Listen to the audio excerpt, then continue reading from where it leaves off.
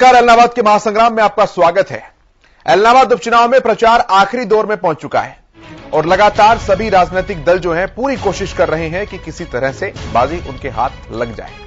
लेकिन देखने वाली बात यह है कि आखिर किस तरह से चुनावी समीकरण बनती हैं और आगे बढ़ती हैं। एक तरफ भाजपा पूरा एड़ी चोटी का जोर लगा रही है, मुख्यमंत्री से लेकर उप मुख्यमंत्री तक सबके दौरे तय किए जा चुके हैं।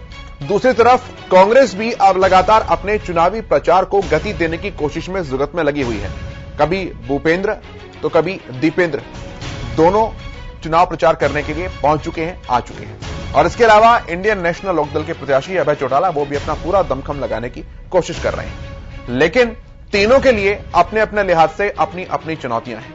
किसी के पास अपना गढ़ बचाने की चुनौती है, किसी के पास अपना साख बचाने की चुनौती है, तो किसी को खुद को सही साबित करने की चुनौती है। और इन तीनों चुनौतियों ने इस पूरे मुकाबले को त्रिकोणीय बना दिया है। पूरे चुनावी समीकरण क्या है आप इस रिपोर्ट के जरिए समझिए, उसके बाद चर्चा करेंगे, क्योंकि चुनाव बहुत नजदीक है।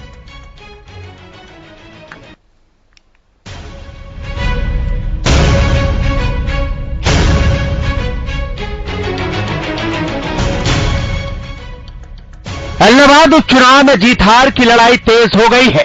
सभी पार्टियों के दिग्गज अपने अपने प्रत्याशी को जिताने के लिए गांव-गांव की खाक छान रहे हैं।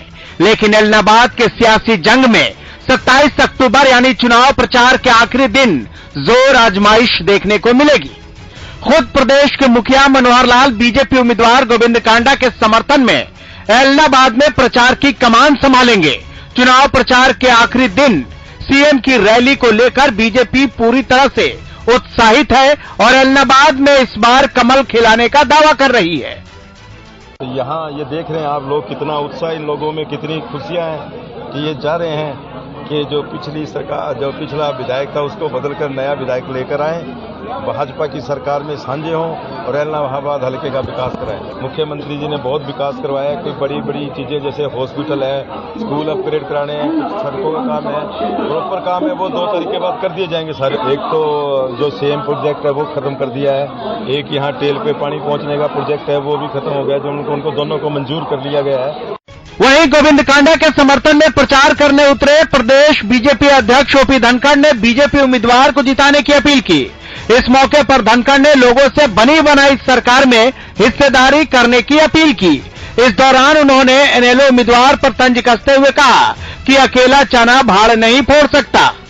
चुनाव में कोई भी पार्टी एक ही बात कहती है कि हमारा राज बढ़ाओ, हम विकास कराएंगे। कोई दूसरी बात कहती है हम थारे तो न्यू नहीं कहना है राज बनाओ, हम तो न्यू कहना है यार राज हमारा बन रहा है, साझा कर लो।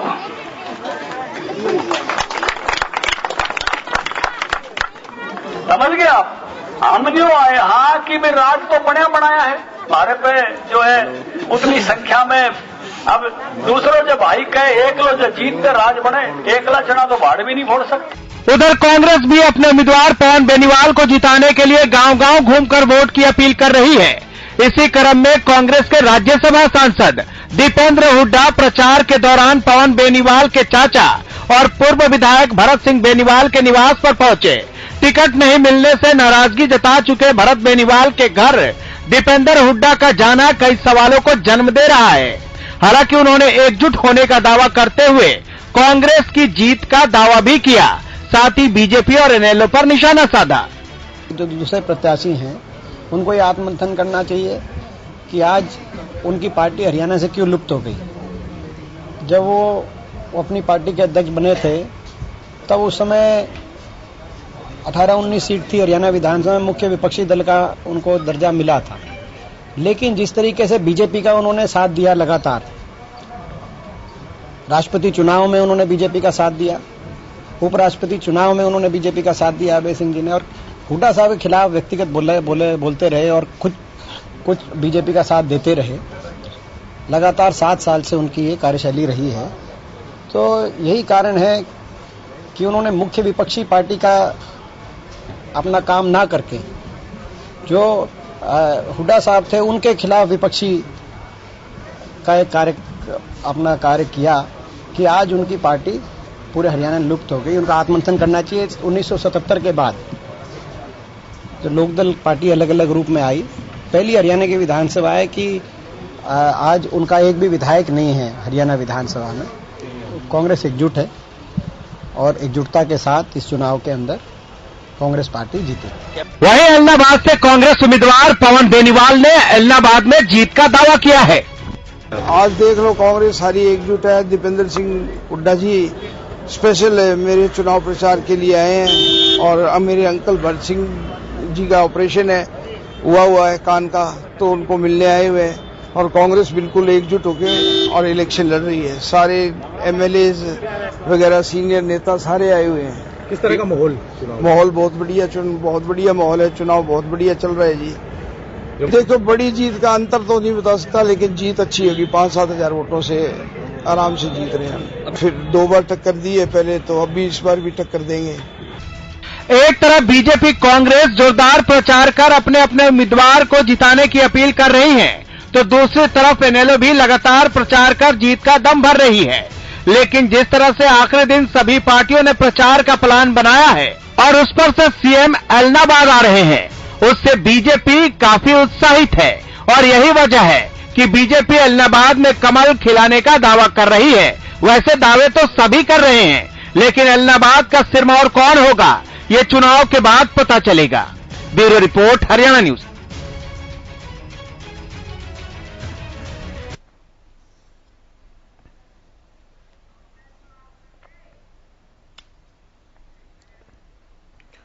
दावे सभी के द्वारा किए जा रहे हैं। बीजेपी दावा कर रही है कि इस बार कमल खिलाएंगे, लोकदल दावा कर रही है कि एलनाबाद की जनता चश्मे को स्वीकार करेगी और कांग्रेस से दावा कर रही है कि एलनाबाद की जनता उनका हाथ थामेगी। लेकिन असल समीकरण क्या कुछ बनेंगी, यह तो चुनाव के बाद पता लगेगा। लेकिन चुनावी तैयारियां कैसे चल रही हैं जो समीकरण को बनाएंगी, इस पर बात करेंगे। जो पैनल मेरे साथ जुड़ा है उनका परिचय मैं आपसे कराऊं। मेरे साथ भाजपा की तरफ से पक्ष रखने के लिए वंदना पोपली जी हैं, कांग्रेस की तरफ से पक्ष रखेंगे आनंद व्यानी जी, इनेलो की तरफ से पक्ष रखेंगे संदीप गोयल जी, जेजेपी के प्रवक्ता दिलबाग सिंह जी हमारे साथ हैं और स्टूडियो से राजनीतिक विशेषज्ञ योगेश कौशिक जी मेरे साथ हैं। आप सभी का बहुत स्वागत है हरियाणा न्यूज पर। शुरुआत करेंगे एक ओपनिंग कमेंट लेते हुए कि आप सभी किस तरह से चुनावी समीकरणों को बनता हुआ देख रहे हैं। चुनाव जैसे जैसे नजदीक आ रहे हैं, कैंपेन वैसे वैसे बूस्टअप हो रहा है। मैं शुरुआत संदीप गोयल जी आपसे ही करता हूं ओपनिंग स्टेटमेंट की। संदीप जी।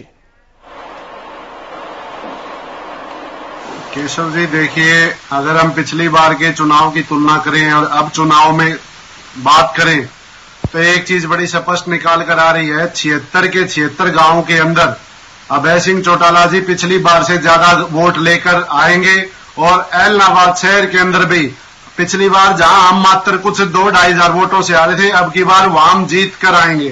तो हम बड़े भारी मतों से जीत रहे हैं। अभय सिंह चौटाला जी अपने उपचुनाव के जीतने की हैट्रिक बनाएंगे और गोविंद कांडा जी की हार की हैट्रिक लगाएंगे। जी ठीक है, दिलबाग सिंह जी आपके पास में आता हूं।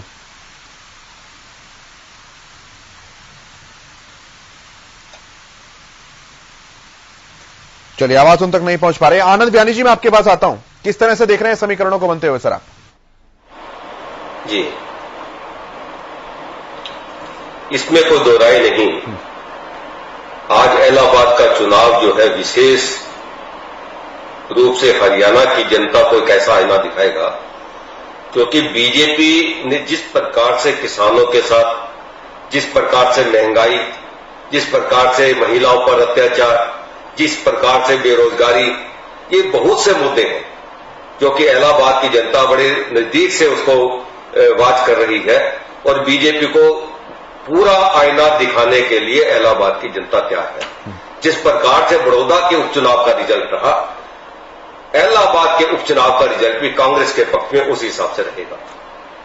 ठीक है, आज बीजेपी का उम्मीदवार की अगर मैं अगर बात करूं, इमीडिएटली जो है कैंडिडेट लेना और उसके बाद में उसको टिकट देना। और जब तक आईएनएलडी की बात करूं, अभय चौटाला जी ने जो बात कहकर इस्तीफा दिया था, क्या वो बात सिद्ध हो गई या किसानों से वो तीनों कानून वापस हो गए? तो किस मुंह से वोट मांगने जा रहे हैं आईएनएलडी वाले? जनता को खुद समझ नहीं आ रहा। और ये जो चुनाव जो थोपा गया है, ये जो खर्च जो थोपा गया है आम जनता के ऊपर, ये आईएनएलडी की देन। ठीक है, तो वंदना जी आपके पास आता हूं। ठीक है सर, वंदना जी के पास आ रहा हूं मैं। सबसे पहले तो मुझे संदीप गोयल जी का एक भी शब्द नहीं सुनाई दिया था।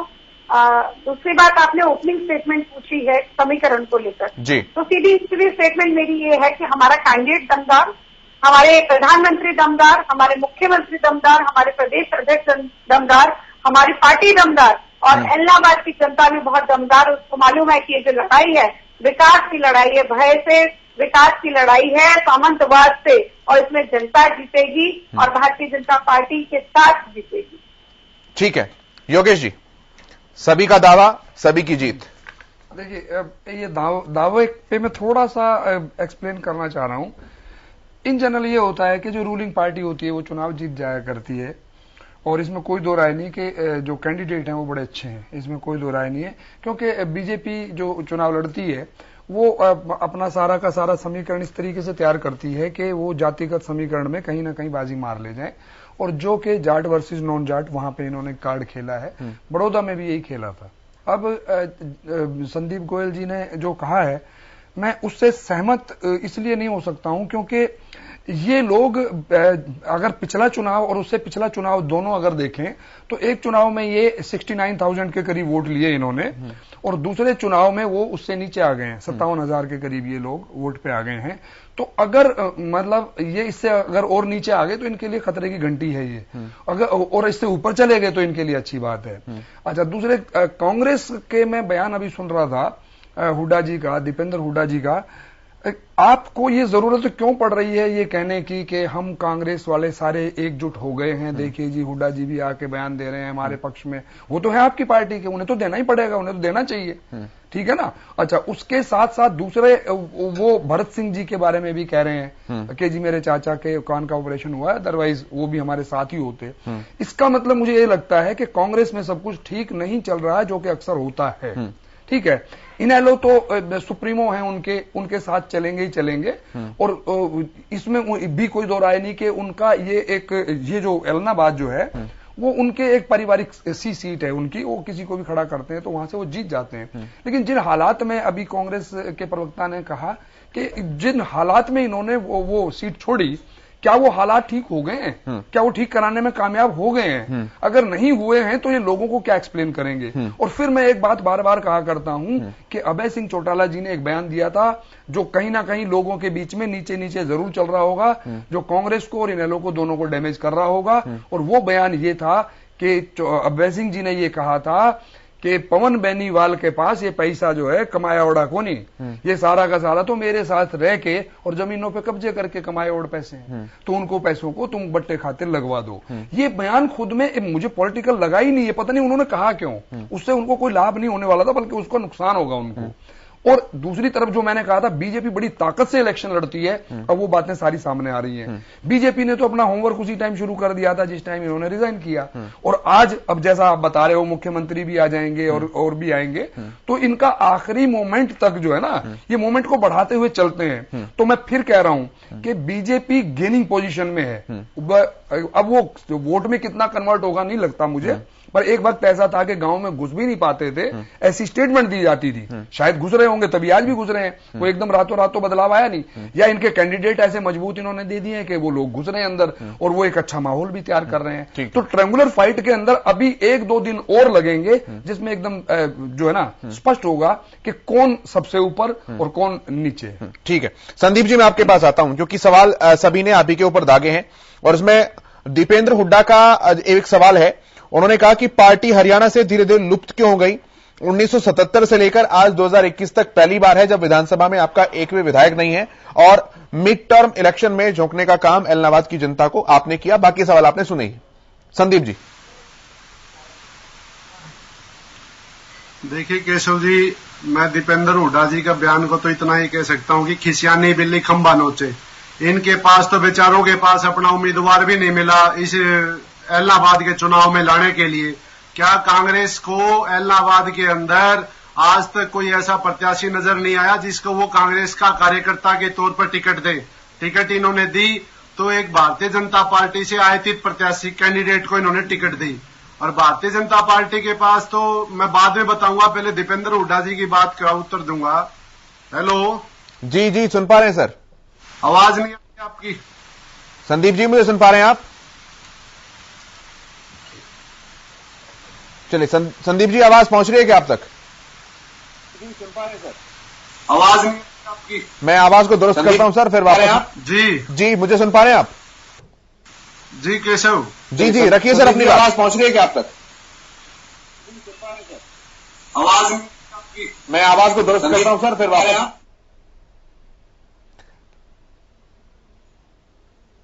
पहुंच रही है क्या आप तक? जी जी आ रही है। रखिए सर अपनी बात। आवाज मैं आवाज तो केशव जी आप ये देखिए कि दीपेंद्र हुड्डा जी इस प्रकार के बयान देते हैं, ये वो लोग हैं जो कभी जो क्षेत्रवाद के नाम पर सर अपनी बात। ये वो नेता है जो क्षेत्रवाद के नाम पर चुनाव लड़ते थे। सिरसा के लोगों को बागड़ी कहते थे और बागड़ी बनाम गैर बागड़ी का नारा देकर अपने इलाके को मजबूत करने की कोशिश करते थे। आज इन लोगों को जब जनता का सामना करना पड़ रहा है तो इनकी आज शायद लगता है कि अकल ठिकाने आ गई है। लोग इनको बता रहे हैं कि आप किस प्रकार से हमारे क्षेत्रवाद के नाम पर भेदभाव करते थे। तो दीपेंद्र हुड्डा का ये बयान कि भाई हमने राष्ट्रपति के लिए उसको वोट दिया, तो दीपेंद्र हुड्डा जी से खुद पूछा जाए कि दीपेंद्र हुड्डा जी ऐसी क्या बातें हुई थी, ऐसे क्या कारण हुए थे, ऐसी कौन से ऐसे घोटाले थे जिसमें राज्यसभा के चुनाव में आप लोगों ने कांग्रेस की अध्यक्षा सोनिया गांधी के डायरेक्शन के बावजूद आर.के. आनंद को वोट न देकर स्याही कांड रचकर सुभाष चंद्रा को राज्यसभा में भेजने का काम किया। दूसरी बात, जब इनके खिलाफ जब चुनाव आता है राज्यसभा सांसद का, तो भारतीय जनता पार्टी ने इनके पास अच्छी एमएलए की स्ट्रेंथ होने के बावजूद भी दीपेंद्र हुड्डा के खिलाफ क्यों नहीं भाजपा ने अपना उम्मीदवार खड़ा किया? क्यों इन्होंने भाजपा के हाथ जोड़कर अपनी राज्यसभा की सांसद की सीट को बचाने के लिए भाजपा के आगे हाथ जोड़ के खड़े हो गए? ये लोग आज भी भारतीय जनता पार्टी के इशारे पर इस क्षेत्र के अंदर आए हैं ताकि वोट कटुआ काम करके भारतीय जनता पार्टी के प्रत्याशी को मजबूत कर सके। अब बात आती है आरोप प्रत्यारोप जो अन्य हमारे पैनलिस्ट ने लगाए। सबसे पहले तो मैं भाजपा को कहना चाहूंगा, इन्होंने कहा कि हमारा कैंडिडेट दमदार है। बहन जी, आपके पास तो कैंडिडेट ही नहीं था। कैंडिडेट तो आप एक दूसरी पार्टी से लेकर आए थे, जिनके भाई के ऊपर मैं टीवी चैनल पर अच्छा नहीं मानता टिप्पणी करूं। सीएम आपके दमदार है। अगर आपके सीएम दमदार है पार्टी के, तो आपके मतलब मनोहर लाल खट्टर जी दमदार है, तो क्यों उन्हें भाजपा के अंदर एक भी ऐसा कर्मठ कार्यकर्ता नहीं मिला कि उन्हें वहां पर प्रत्याशी बनाया जाए? फिर बात आती है प्रधानमंत्री जी दमदार है। हम मानते हैं प्रधानमंत्री जी बहुत दमदार है, उसके बावजूद भी मलेका में पिछली बार आए जनसभा की, जो आप चुनाव हार गए। आपके मुखिया जो धनखड़ जी है वो भी बहुत बड़े दमदार है। उन्हें प्रदेश के किसानों ने इतना बुरी तरह हराया कि आज तक वो अपनी राजनीतिक जमीन नहीं तलाश पा रहे।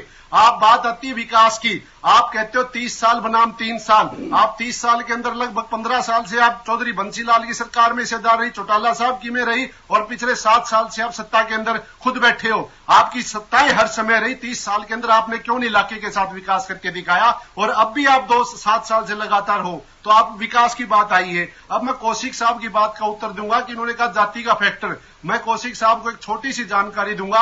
आप तो शाम में चले जाइए, आप आदमपुर में चले जाइए, आप इलाहाबाद में आ जाइए। यहाँ मुख्यमंत्री परिवार के साथ लोगों का एक भावनात्मक लगाव होता है। यहाँ जाति काम नहीं करती, आदमी के व्यक्तिगत संपर्क काम करते हैं। तो मेरा ये हमारी पार्टी का ही मानना है कि हम छत्तीस बिरादरी की पार्टी है और सभी छत्तीस बिरादरी के लोगों का चौधरी ओम प्रकाश चौटाला जी के परिवार के ठीक है सर, मैं जवाब लेता हूँ। रिश्ता है, तो यहाँ जाति काम नहीं करेंगी, चाहे कितनी भी बातें निकाल कर आए। ठीक है सर, मैं जवाब लेता हूँ। मैं पहले इतनी बातों का जवाब लेता हूँ। वंदना जी, मैं आपके पास आता हूँ। हमारे साथ पवन बेनीवाल ने कमाया, तो मैं तो एक बात रखूंगा, जिस किसी इंसान ने अगर यह बात कह दी कि भाई गोपाल कांडा भी तो अभय चौटाला के दोस्त माने जाते थे, उन्होंने भी पैसा कमाया, गोपाल कांडा ने भी पैसा कमाया, तो मैं तो एक बात रखूंगा, गोपाल कांडा ने भी कमाया तो उन्होंने भी पार्टी छोड़ दी। इसी तरह पवन बेनीवाल ने कमाया, उनका पता लगा तो उनको पार्टी से छोड़ दिया। ये ऐसे तो नहीं कि पता लगने के बावजूद भी आप लोग उन लोगों को टिकट दे रहे हो। ये तो चिट्टे का आरोप लगने वाले को आप का कौन सा फॉर्मूला है आपके पास, ये भी बताइए फिर थोड़ा सा। तो चिट्टे का कारोबार आपको पता है कि वो कब्जादारी है, क्यों आप लोगों का प्रत्याशी है? आप उसको प्रत्याशी टिकट नहीं देते, तो केशव जी कुल मिला के बात ये निकल कर आती है कि इलाके के लोग साफ स्पष्ट तौर पर अपने प्रत्याशी डायरेक्ट वो एक प्रकार से। ठीक है, मैं आनंद बिहारी जी के पास आता हूँ, मैं आनंद जी के पास आ रहा हूँ। ठीक है, मैं आनंद जी के पास आऊंगा, लेकिन उससे पहले मैं दिलबाग जी के पास आ रहा हूँ। दिलबाग जी भी मेरे साथ कनेक्ट हुए हैं। दिलबाग सिंह जी, बहुत स्वागत है, थोड़ा देर से आप जुड़े हैं, किस तरह से देख रहे हैं पॉलिटिकल इक्वेशन को सर आप? ठीक है, मैं आनंद बिहारी जी के पास आता हूँ, मैं आनंद जी के पास आ रहा हूँ। ठीक है, मैं आनंद जी के पास आऊंगा, लेकिन उससे पहले मैं दिलबाग जी के पास आ रहा हूँ।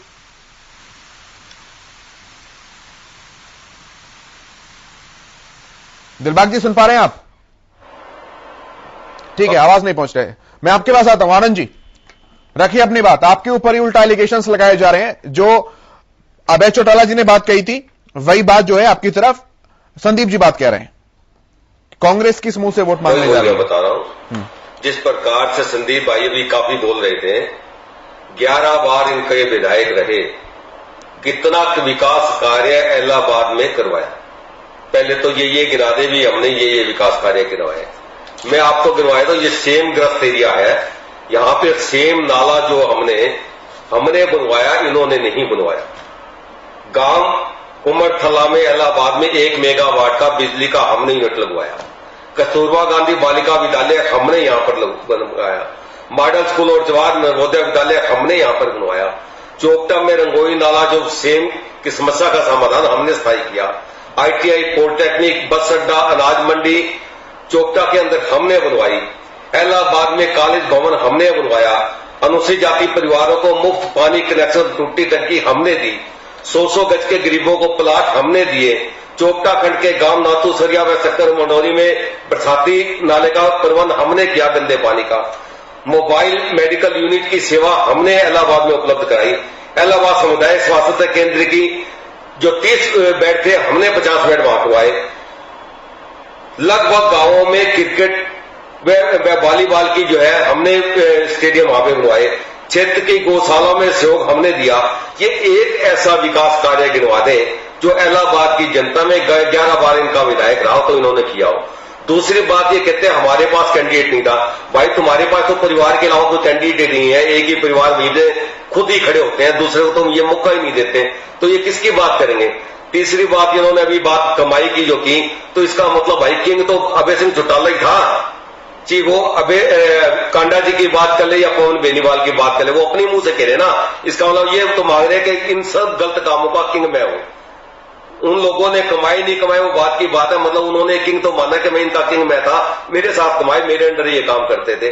तो ऐसी स्थिति के अंदर अभय सिंह चौटाला जी को इलाहाबाद की जनता के अंदर किस मुंह से जाएंगे, मेरे को तो यही समझ नहीं आता।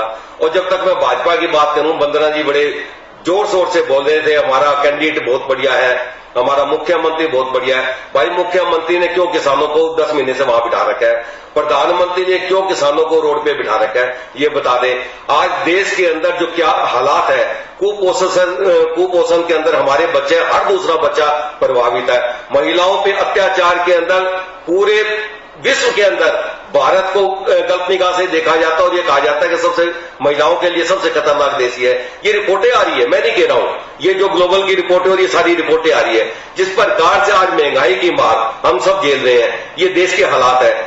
पेट्रोल कहां है, डीजल कहां है, LPG कहां है, सभी देख रहे हैं। जिस प्रकार के हालात प्रधानमंत्री ने इस देश को बना दिए, जिस प्रकार से देश की संपत्तियां प्रधानमंत्री जी दे रहे हैं, ऐसा दमदार प्रधानमंत्री देखो कितनी बढ़िया बात है। पिछले दिनों प्रधानमंत्री मुख्यमंत्री की बड़ी प्रशंसा की। भाई मुख्यमंत्री प्रशंसा करना बिल्कुल बनता है कि ये दूसरे मुख्यमंत्री तो करेंगे नहीं, अपने मुख्यमंत्री प्रशंसा करेंगे। और आज उस मुख्यमंत्री ने प्रदेश के अंदर क्या हाल कर रखा है? ये DAP खाद के लिए हर साल पता है कि इस सीजन के अंदर खाद चाहिए होती है, क्यों बेचारे किसान लाइनों में लगे हुए हैं, क्यों नहीं इन्होंने पुख्ता प्रबंध किया? मतलब 7 साल में अभी तक इन्हें ये सरकार चलानी नहीं आई, किस वक्त में क्या किस चीज की जरूरत है? ठीक है, मैं वंदना जी के पास आता हूं। बीजेपी वाले वोट मांगने जा रहे हैं, ये तो बता दें। ठीक है, इसके साथ ठीक है, मैं जवाब लेता हूं सर। मैं आपके सवालों का जवाब ले रहा हूं। मजदूर खड़ा है, हर कर्मचारी खड़ा है, तो इसलिए कांग्रेस का कैंडिडेट इसीलिए जीते। ठीक है आनंद जी, मैं आपके सवालों का जवाब लेता हूं। वंदना पोपली जी से। वंदना जी, देखिए, सबसे पहले प्रेशर मुझे लगता है कि NLD और कांग्रेस के जो प्रवक्ता हैं वो लूगा पुष्टि कर रहे हैं। योगेश कौशिक जी की एक बात से मैं पूर्ण रूप से सहमत हूं कि इनको अब ये कहने की जरूरत क्या है, कांग्रेस के चाहे दीपेंद्र हुड्डा जी हैं, चाहे इनके कैंडिडेट है पवन सिंह बेनीवाल की, हम सब मिलजुल कर जो है इलेक्शन लड़ रहे हैं। मतलब इनकी इतने में ही संतुष्ट हैं कि हम मिलजुल कर लड़ रहे हैं, वही बहुत है कि हम चलो इकट्ठे तो आए, किसी बहाने जीत रहा है, बात ही अलग है। सबसे बड़ी बात है कि कहीं ना कहीं इकट्ठे दिखाई दे रहे हैं, वो उनके लिए सबसे बड़ी बात है। उसी को लेकर ये चल रहे हैं, इसके अलावा इनको और कुछ कहना नहीं है। जहां तक इतने बड़े आरोप लगा रहे थे, आनंद ज्ञानी जी यहाँ पर बोल रहे थे कि क्या हाल कर दिया हरियाणा का, क्या हाल कर दिया पूरे देश का, तो मैं ये मानती हूँ कि आपकी तरह तो नहीं है कि जीजा जी को किसी से जमीन दे दी जाती थी। आपके लिए तो एक ही किसान है, वो थे रॉबर्ट वाड्रा, और आपके लिए एक ही बेरोजगार है। मैं आपके लिए एक विकास कार्य गिना दें, इलाहाबाद के विकास के अंदर ये कुछ किया, चुप रहना पड़ेगा। आप ये बता दें, मैं कहता हूँ इलाहाबाद के विकास कार्य गिना दें, आप दूर छोड़ो। अगर मुख्यमंत्री बहुत बढ़िया, तो इलाहाबाद में क्या क्या विकास किया ये बता दें आप। बताएं ना, खाली बोलने से कुछ नहीं होता, बताएं। तभी तो बोलूंगी, आप चुप रहिए तभी तो बोलूंगी। आप सुनिए क्या क्या विकास कार्य करवाए वहाँ पर। हमने तकरीबन 697 करोड़ की हो गया, बात बताइए ना। 200 स्कूलों की सड़कें बनवाई है हमने, 10 करोड़ में शिक्षा दे। वो पैसे कहाँ लगे? भाजपा वाले के जेबों में गए, भाजपा वालों के जेबों में गए विकास कार्य। आनंद जी ऐसे नहीं सर, आप आनंद भाई आप नोट कीजिए जो उनके पॉइंट तो आप उनका जवाब दीजिएगा, आपको मैं पूरा समय दूंगा, लेकिन एक एक करके अपनी बात रखेंगे तो सबकी बात पहुंच पाएगी। वंदना जी, मैंने भी सबके पॉइंट के हिसाब से मैं जवाब दे दूँ। आप फिर भी डीसी प्रश्न दे रही, आप कह रहे हैं क्या क्या कार्यक्रम है वो सुन लीजिए। सबसे पहले इलाहाबाद लोहर रोड पर अंडरब्रिज बनाने की बात करें। भाई इनसे आप पूछो तो सही ना, विकास कार्य तो आप इनसे पूछो ना। चलो मैं चुप हो जाता हूँ, आप पूछ लो। बता रही सर, पूछा है आप ही का सवाल है, बता रही है वही तो जवाब दे रही हूँ मैं। 60 नए सब स्टेशन बनाने की बात हो, 362 नए ट्रांसफर हमने लगाए।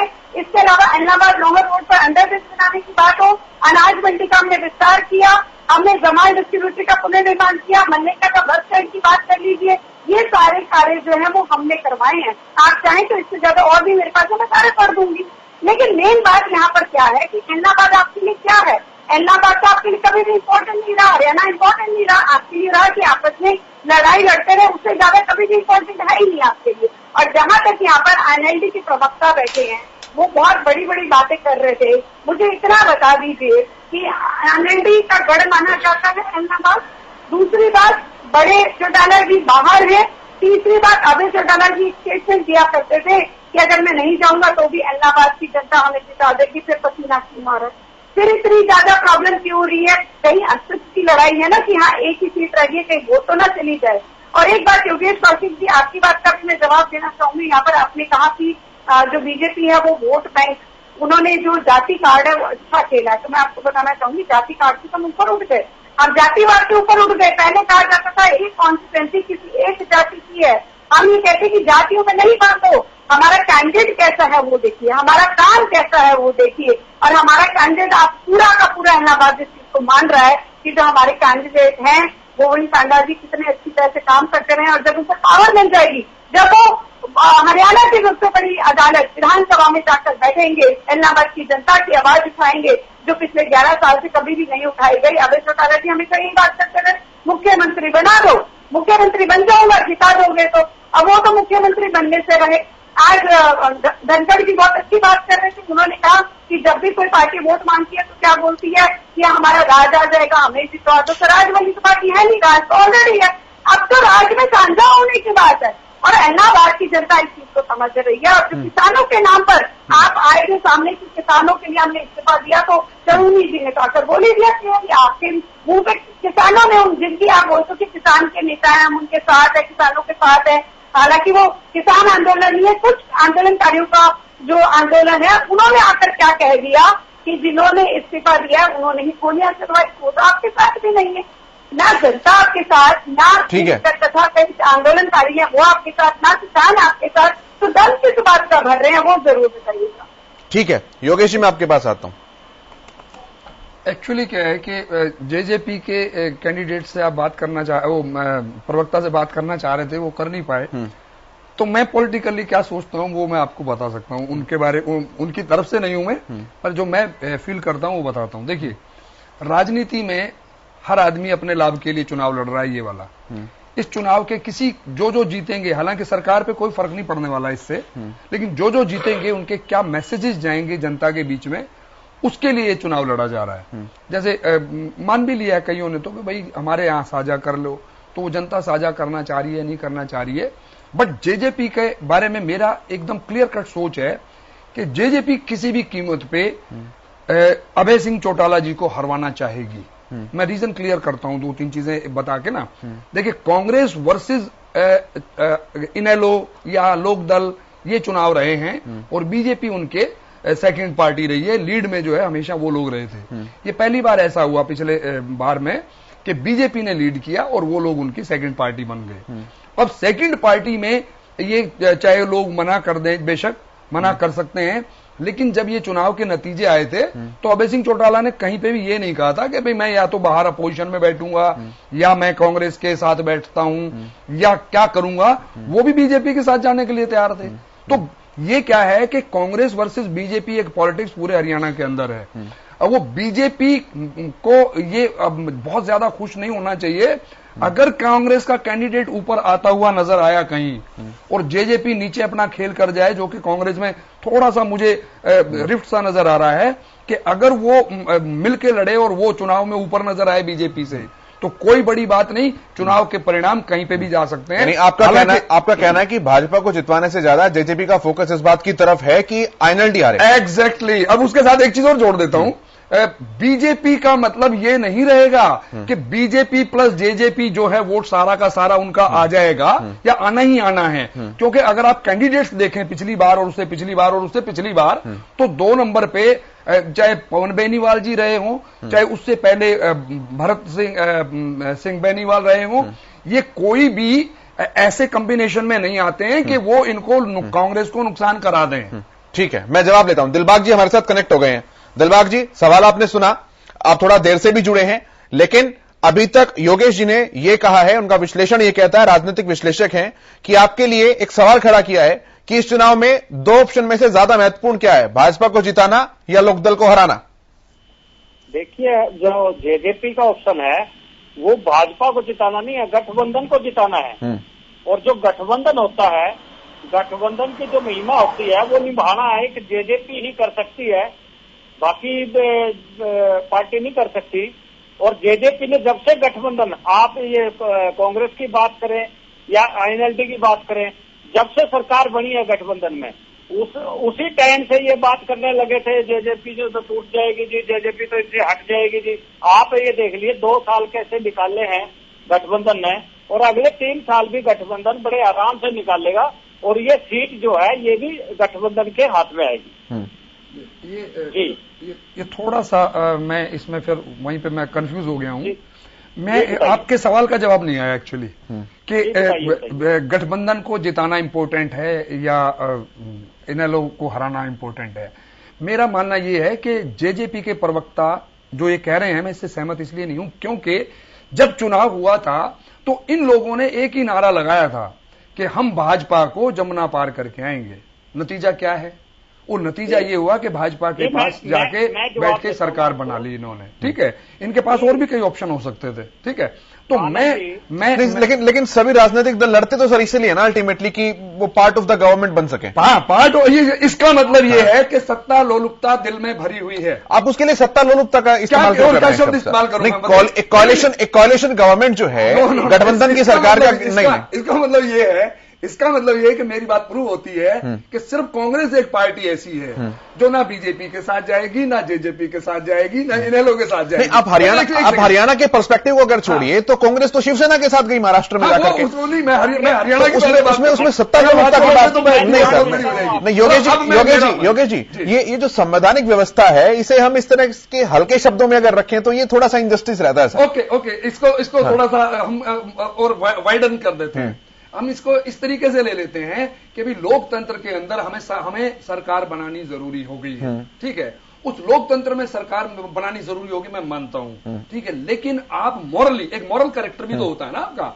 मॉरल कैरेक्टर आपका ये कहता है कि आप जब चुनाव में, पूरे चुनाव में आपका पूरा का पूरा चुनाव ही बीजेपी को गाली देने का था। आप कहीं पे भी कोई एक भाषण दिखा दीजिए मुझे कि जहां पे ये कहा हुआ उन्होंने कि भी अगर हम आए और सरकार बीजेपी की नहीं बन रही हुई तो हम उन्हें सपोर्ट दे देंगे या उनसे सपोर्ट ले लेंगे। इन्होंने कहीं पे भी नहीं कहा। इसका मतलब मॉरली आप उस दिन गलत थे, इसको इस तरीके से तो हम ले सकते हैं। और फिर भी मैं कह रहा हूं कि चलो लोकतंत्र की गरिमा रखनी है, भाई चुनाव का बोझ ना पड़े, तो एक ऑप्शन और होता आपके पास कि जी मैं बाहर से आपको समर्थन देता हूं, आप सरकार चलाइए। लेकिन अभी मैं कुछ पत्ते और नहीं खोलना चाहता हूं, क्योंकि अभी चुनाव बहुत बाकी है, अभी आगे बढ़ने दीजिए। मैं लिखित में दावा करता हूं कि उनके दुश्मन कांग्रेस नहीं है। मैं हुड्डा जी का भाषण सुना मैंने, हुड्डा जी ने क्या कहा कि देखिए जो अभय सिंह जी हैं वो भी मेरे बड़े अच्छे मित्र हैं, और जो कांडा जी जो हैं उनसे भी मेरे बड़े अच्छे रिश्ते रहे हैं, लेकिन आप जिताइए मेरे कैंडिडेट को। उसका नाम तक नहीं लिया उन्होंने कि आप पवन बेनीवाल को जिताइए। इसीलिए मुझे कांग्रेस में प्रॉब्लम नजर आती है, और जो मुझे प्रॉब्लम नजर आती है वो मैं बोलूंगा। अपने अपने घर को सुधारो नहीं। हाँ, इनका इनेलो का लेकिन मैं दावा करता हूं, इनेलो जो बोलेंगे वो जरूर करेंगे। ठीक है संदीप जी, मुस्कुरा रहे थे आप। मैं तो केशव जी, कौशिक जी को बड़ा धन्यवाद करूंगा। इन्होंने एक बात बड़ी स्पष्ट कही, हम जो बोलते हैं वो करके दिखाते हैं। मैं इनको सलाम करता हूं इस बात के लिए कि इन्हें हमारे को सही अप्रिशिएट किया। बात आई अब जेजेपी अगर कांग्रेस का समर्थन करती है तो यह चिंता का विषय भाजपा के लिए। क्या भाजपा के दिशा निर्देश पर या भाजपा के इशारे पर जननायक जनता पार्टी कांग्रेस के प्रत्याशी की मदद करेगी? यह भारतीय जनता पार्टी उस पार्टी पर विश्वास करेगी, अंदाजा है, पार्टी जो ये जनता उनका की नजर अंदाजा में है, विश्वसनीय पार्टी हो चुकी है। संदीप जी, ये उनका अंदाजा है। आप इसे किसी राजनेता का बयान मत मानिए, वो उनका एनालिसिस है। मेरा ये कि आपको हराने के लिए काम करेंगे वो। हाँ। मैं समझता हूं कि केशव जी अंदाजा है, इसलिए तो मैंने वंदना पोपली जी के ऊपर ये बात छोड़ दी, मैंने कन्फर्म नहीं किया। ठीक है, बात आई केशव जी जो इन्होंने कहा कि भाई पिछली बारी हमारे वोट आए थे 69,000 समथिंग, और उस 2014 में थे हमारे 57,500, 2009 में थे 69,000, 2014 में इसमें हमारे 19 में थे 57,000। केशव जी यहाँ एक गणित है, उस गणित में एक बड़ी चीज स्पष्ट आती है। जब कांग्रेस पार्टी का उम्मीदवार बिल्कुल डम्मी उम्मीदवार आया है तो उस समय भारतीय जनता पार्टी के वोट बढ़ा है। जैसे ही कांग्रेस का स्ट्रांग कैंडिडेट आया है तो वो कांग्रेस का वोट बैंक भाजपा के वोट बैंक में सेंध लगाकर भाजपा को नीचे खींचता है। भाजपा का आंकड़ा भी उसी अनुपात में नीचे कम आता है। और जो बात कांग्रेस पार्टी के साथी कह रहे थे कि जी इन्होंने किसानी, तो इस बार कांग्रेस वाले को आप मजबूत मानते हैं, कमजोर मानते हैं संदीप भाई? मुझे ताज्जुब होता है, ऐसी पार्टी जो कानून लाने वाली, जो नींव रखने वाली, 2012 में ड्राफ्ट कमेटी के अंदर रिकमेंडेशन सुझाव देने वाली पार्टी, इन 3 काले कानूनों को मैं सुन नहीं पा रहा जी आपकी बात। सर सवाल ये कि 3 काले कानून को लाने वाली पार्टी जिन्होंने आधार नींव शिला रखी, वो हमारे ऊपर सवाल उठाते हैं। इन्हें ये नहीं दिखाई देखा कि कितने लाखों किसानों के अरबों रुपए खर्च हो गए इस आंदोलन में। इन्हें इस एक चुनाव का खर्चा दिखाई दे गया, लेकिन उन किसानों के दर्द, उन शहीद परिवार, जिन शहीद किसान जिनके घरों के चिराग बुझ गए, वो उनके प्रति इनकी संवेदना नहीं आई। इन्हें ये आया कि आज के दिन चुनावी खर्चा हो गया। अब बात आती है कि भाई भारतीय जनता पार्टी ने विकास कार्य किए, कांग्रेस पार्टी ने विकास कार्य किए। केशव जी, अगर आप इलाहाबाद के 76 गांव में जाओगे, मैं बड़े ईमानदारी से कहता हूं, बड़े दावे के साथ भी कहता हूं कि आप भी अपने आप को ये मानोगे कि इन इलाकों के अंदर लोग आज भी ये कहते हैं स्कूलों को अपग्रेड करने का काम क्या चौधरी ओम प्रकाश चौटाला की सरकार में हुआ। गांव की सड़कों को पक्का जो सीमेंटेड सड़कें बनाने का काम हुआ चौटाला, पक्की गलियों का चौटाला साहब के समय में हुआ। वहां को कॉलेज की नींव रखने का, वहां के बच्चों को सुख सुविधाएं, अस्पताल की फैसिलिटी, अनेकों ऐसी बातें थी जिनको देने का काम चौधरी ओम प्रकाश चौटाला जी ने किया, जिसकी लोग आज भी उनका जादू सिर चढ़ के बोलता है, उनके काम के केवल। तभी तो हम जनता के आशीर्वाद से आज तक लगातार बन रहे हैं। अगर भय का, लालच का, सत्ता लोलुपता की बात होती तो अन्य पार्टियां कभी की जीत जा चुकी होती। ठीक है, परंतु मैं वंदना जी के पास आता हूं, मैं वंदना जी के पास आ रहा हूं, जागरूक भी है, मैं वंदना जी के पास आ रहा हूं। ठीक है सर, ठीक है संदीप जी। वंदना जी रखिए अपनी बात। जी, अभी मैं तो से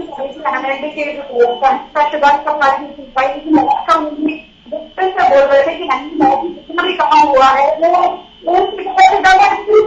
हुआ है, इतना तो नहीं हो गया। और सच्चा अभी तक पक्की कभी आ रही है, पक्की कभी आ रही है, ननाल हो रही है उनकी बात को सुनकर।